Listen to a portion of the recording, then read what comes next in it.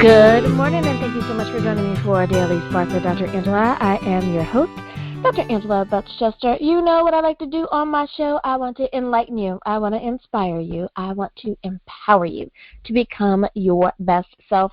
Now, Scripture reminds us that the tongue is a small thing that makes grand speeches, but a tiny spark can set a great forest on fire. And today, we want to get you fired up about a book entitled Life is Just a Bowl of Choices. Its author is Robyn Russell.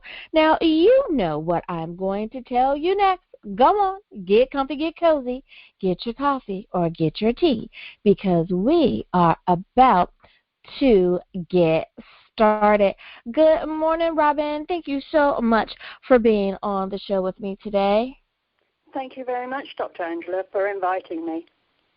Now, before we talk about your book, I'd love to give my audience a little bit of background about the person that they're going to kind of sit down and share their coffee with today. And that is, what makes Robyn? What has made you the woman that you are today?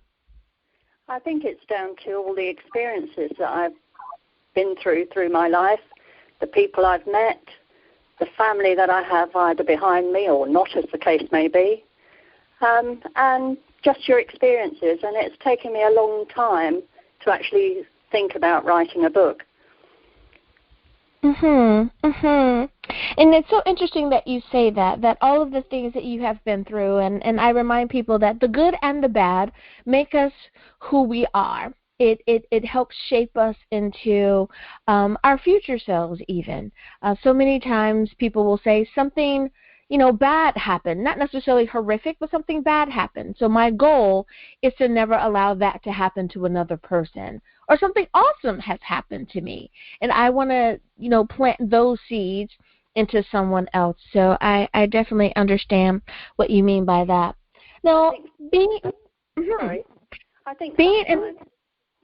I think sometimes you just wish that you knew what you know now. If only you'd known that when you were younger. So true, so true.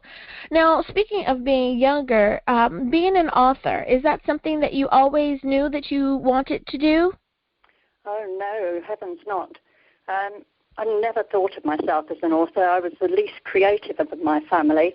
I have two siblings, and my mother, my sister, my brother are all artists in some way or other, or musicians, and I never was. And my mother always said I was a jack of all trades and master of none, and certainly none of them were creative, more administrative and organizational. That's how I saw myself through most of my life.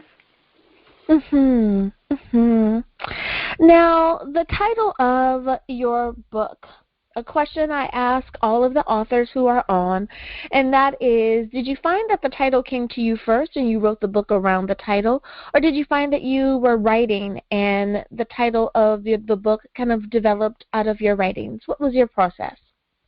I think initially I was just trying to share my experiences of the different things I'd come across in life, and it was during that process that I realized that the more I thought about it, I realized that my life was all about the choices that I had been presented with, and that the decisions taken, either directly or indirectly, then led me on to the different paths of my life, which then gave me the title of the book. I love it. Now, was there any one thing in particular that inspired you to write the book, or was there something that motivated you that said, yes, now is the time? Yes, certainly. It was the inspiration of my last job as a teacher and a trainer, and I worked in the field of domestic abuse and drug abuse. And it was during these sessions with the frontline workers that I realized I'd gone through similar things during my own life. And when recounting some of these stories, several people told me I should write a book about my experiences. So that was the first thing that drove me to start writing. But certainly as I started writing, it became more evident that I had come across both drug abuse and domestic abuse throughout my life from a young girl. So as a child of 5, when I first came across domestic abuse with my mother and my stepfather, I decided I couldn't write my book chronologically because I wasn't really I wasn't famous, nobody would be really interested in my life from the start to the finish.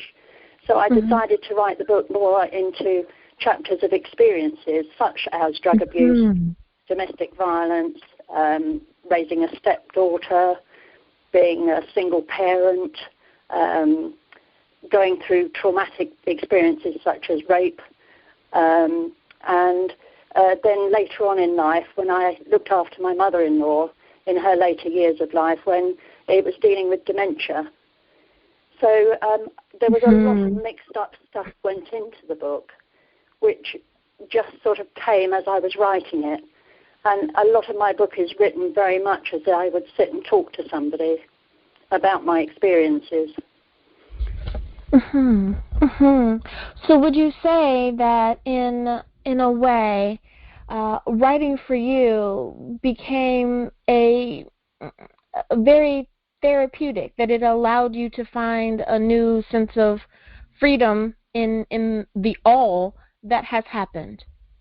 Yes, certainly. Looking back and having to be honest with myself, which we very rarely are, by writing my book, it occurred to me that I had seen things in a certain way, but as I wrote them, I realized that by seeing them from a different perspective or seeing them from somebody outside of my perspective, made it so much of a cathartic experience, if you like, being able to see yourself a lot clearer, and experiences that had hurt in the past, maybe you take the blame or you blame other people, and sometimes that's wrong because you're so blinkered that with what you feel is right that often you miss what it is, and that really you need to think strongly when you're writing a book like this, which is so personal, that you have to think from other people's point of view rather than just your own. So yes, I learned an awful lot about myself,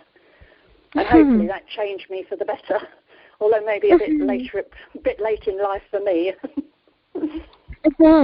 But you're so right. So many times we do not take that time to self-reflect, to take a good, hard, long look at ourselves, though we find it quite easy to look at another and make a judgment one way or the other. But when it comes to looking at ourselves and determining what we need to fix or tweak or maybe even perhaps discard or hit the reset button on, we do need to take some time and definitely do that. I know that that's something that I suggest to my clients. Sometimes we need to simply stop some behaviors and make room for new ones. I love it.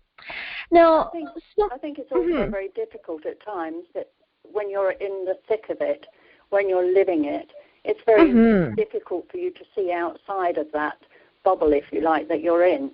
So often people who need help, who would really benefit from family or friend or faith or just the practical help that's out there, that sometimes you can't see that because you're so into it. And it is very difficult sometimes for people to reach out. And sometimes just standing back and not allowing the things to overwhelm you is half the battle. But of course, as I said, you learn this as you get older rather than when you're younger and perhaps need it more. And, I have to agree with you. Having that, having a really good support system is so important. Having those friends that would risk you being upset with them for perhaps a day or two, but telling you the truth. Perhaps being kind, but they would still tell you the truth of the matter to help you to be able to get to a better place. I have to agree with you on that. Now, when you were writing, did you find that you were writing the book to a particular reader? Were you writing it so that a certain age group would be included and be able to understand, or were you writing it simply in a very general way, and whomever needed it would be able to access it? I think initially it was more to the people who had been in difficult situations within the domestic violence or drug abuse. I have a son who is a drug addict, and I've lived with that since he was 18, and he's now in his 50s and still never come out of it. And I think when I first started writing it, it was really to try and help people within that sort of era or vein of problems. But the more I wrote, starting from when I was 5 and coming across things like childhood bullying, for instance, and how to deal with that, and the problems that social media give our children nowadays. Also, going further into when I had bullying when I was at work. When I was older, between the sort of ages of 20 and say 40, or even as I discovered much later in life, I was bullied right up until I left work, not realizing just how much I was bullied. But by writing the book, it made me realize more that my book is not just for any particular age group or any particular thing. It was to reach out to people to say life happens, and it's how you do those choices that you're given and the decisions that you take, that as you grow older, you have to decide whether the decisions you take are right for you, right for your family. And often these sort of decisions that you take have unforeseen consequences, not just on you, but on the family around you. And I think it's important that whatever age group, we look at the things that we decide to do, but look at it in a wider sense of things rather than just how is it going to affect me. And I think that's what made me realize that my book is for any age group, because I cover it from me at 5 to my mother-in-law who died at 97 in 2018, and the dementia that she went through, and the different things that I went through at work with the bullying, also the difficulties of bringing up stepchildren. You do the best that you can at the time, and you take them on for the good reason that you do. But often the consequences are far worse than you ever anticipated or ever thought of. So I hope my book would give people an insight into the different aspects of your life and how these consequences can come along and affect you so deeply and emotionally, and how to, if you like, come to terms with it rather than allow it to bring you down. I've always felt that you have a choice. We all have choices. The choice to walk away from it, or the choice to live with it and try and do the best you can with the circumstances that you put yourself into. So I've always felt that my book is for any age group at any stage, because I think all of us come through most of what I've come through at one stage of our life. I always sort of felt that in my life I seem to have been thrown everything. But there are a lot of people out there who have had one or two of the experiences that I have come across. And there are a lot of people who have had worse than I've had. And I've never tried to play on the fact that, my domestic violence was bad.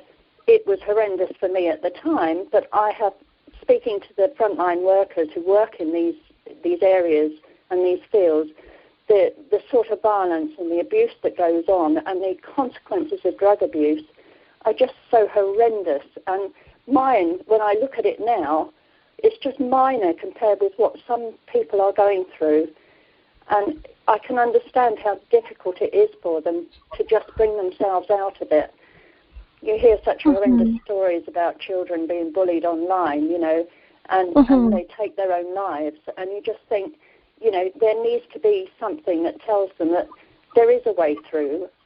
You just have to have faith.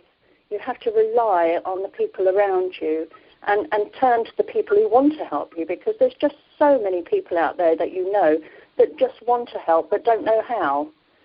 And I think the first thing is being able to ask for that help. And I hope my book will inspire other people to read it and say, well, she got through it. There is a way through it. It may not be the same way that I will go through it, but it is a way that you can get through it. And I hope that will inspire people to realise that life is hard, but you can get through if you really, really want to. So I hope that it will inspire an awful lot of people. I have to agree with you on that. So many times people are even in competition with their pain. They feel that their story must be worse than someone else's story, when in fact each of our stories are valid about our pain, and each one of us wants to just get to a place of healing and wellness and not have to compare one's pain to another's pain. I agree with you on that. Well, it's time for us to go to break, Robyn, but before we do, if you could please, can you remind everyone what is the title of your book, where can we get a copy, and how do we stay in contact with you? That would be lovely, thank you. The name of the book is Life is Just a Bowl of Choices. My pen name is Robyn Russell, and you can buy it at any of the Amazon online bookstores, any online bookstore. My publishers are exlibris.com, and they have a bookstore. But if you just go to my website, which is the same as the name of my book, www.lifeisjustabowlofchoices.com, on there I've put some quick links to going to places where you can buy my book. I love it. Alrighty, listeners, we'll be back right after this.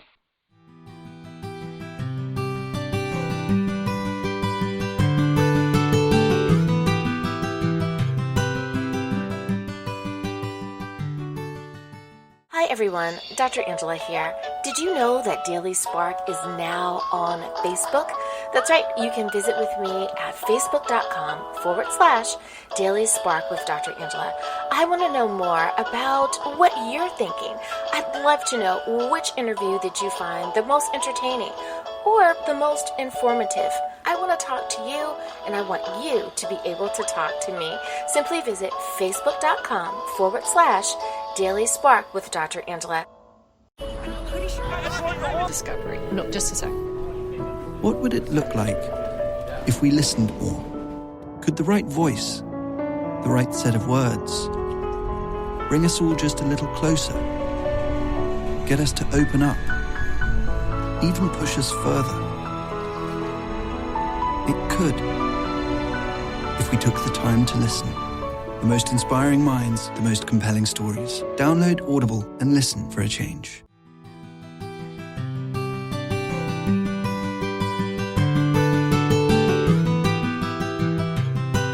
And we are back. Thank you so much for joining me for our Daily Spark with Dr. Angela. I'm your host, Dr. Angela Chester. My guest today is Robyn Russell, and we're talking about her book, Life is Just a Bowl of Choices. And isn't that true? We have so many decisions that we need to make along the way, and we hope and pray that we make the best decisions.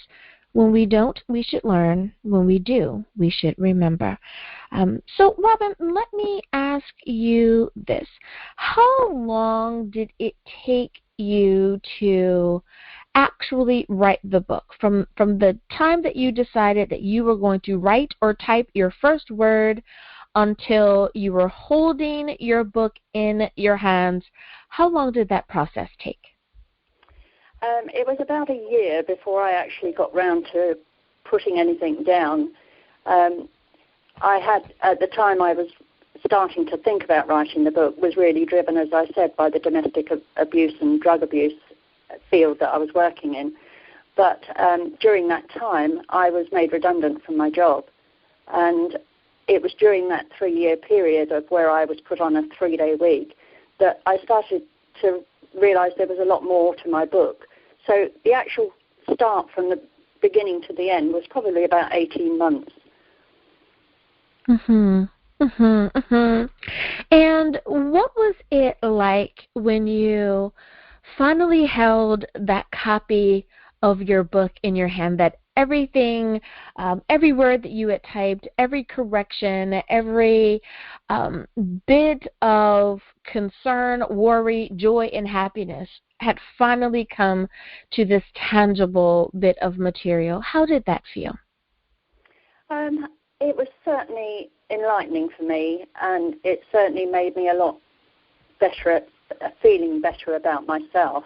And so that there was an almost sense of relief once I had finished it and seen it in publication.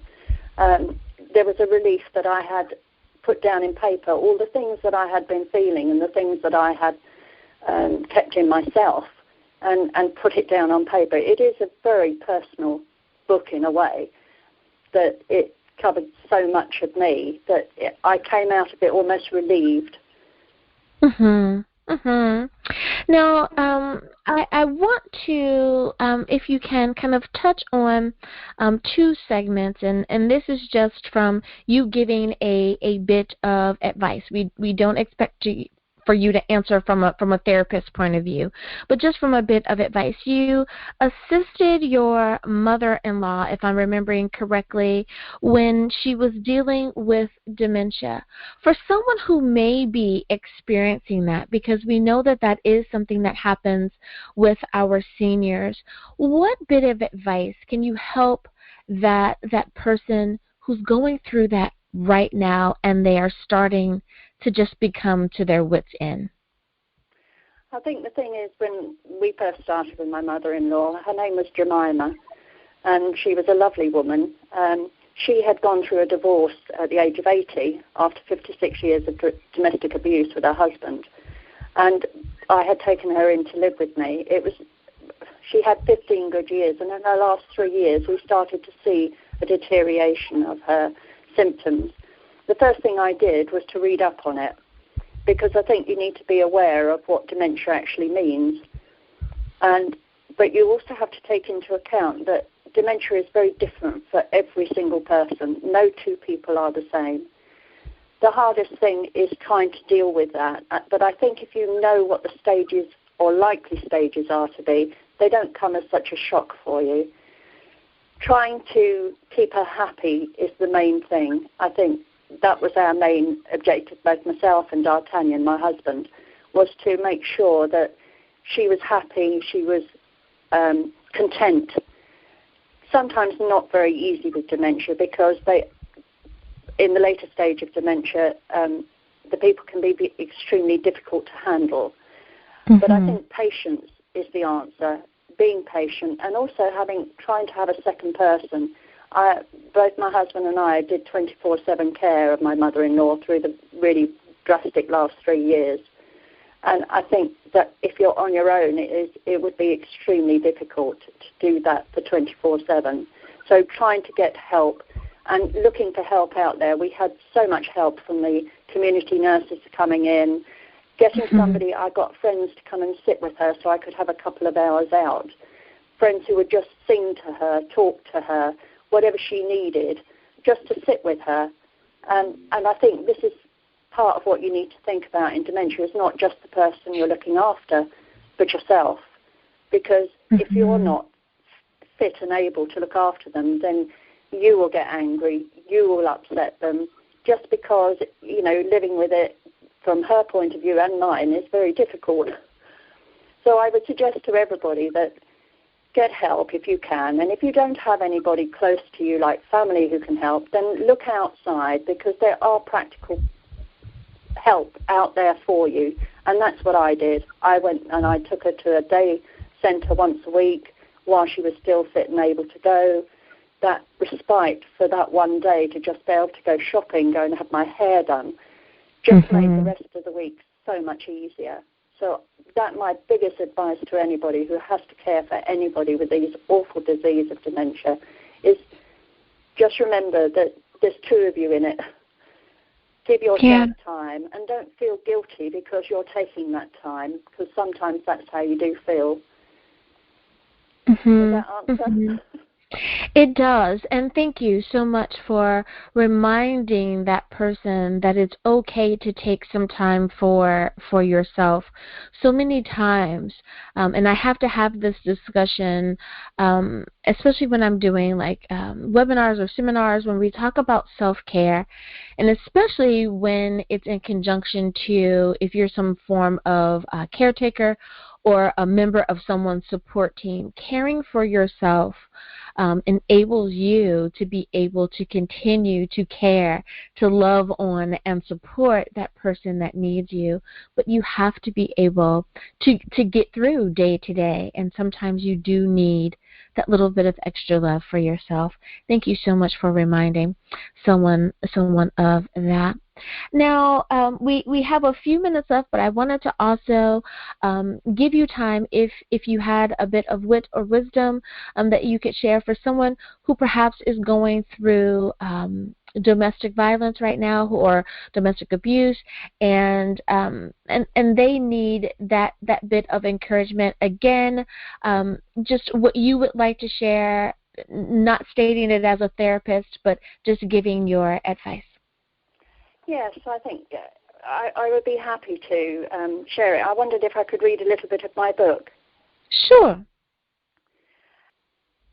At the time of my domestic abuse, the question of whether I should have told my friend is one that has bugged me throughout the years.